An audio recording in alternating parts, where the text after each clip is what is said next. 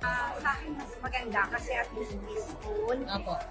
Yung mga estudyante namin hindi sila matakot kasi usually dito lagi rumble, gano'n may awat. Pero now na nakaano na yung mga polis natin dito, especially nandito pa si General Torre, talagang yung peaceful ang hinahanap namin. So, it's good. Kinagagalak po namin na nakarating po rito si new PNP chief. Di ko po siya ano pang pangalan pero napapanood ko na po siya sa TV. Pero isa po yan sa kinagagalak namin na makababa siya dito sa Ramon Magsaysay o Bangkay. Masaya naman po kasi Kita namin ang nakita namin ang personal si Sir sa TV lang. Tapos safe na safe po yung mga bata. Thank you po.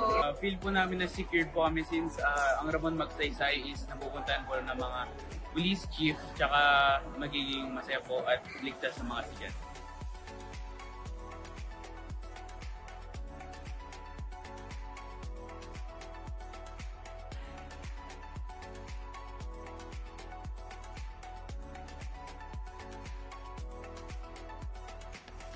Reminder sa bullying, make sure na 911 lang, action na natin yan. May parating din natin.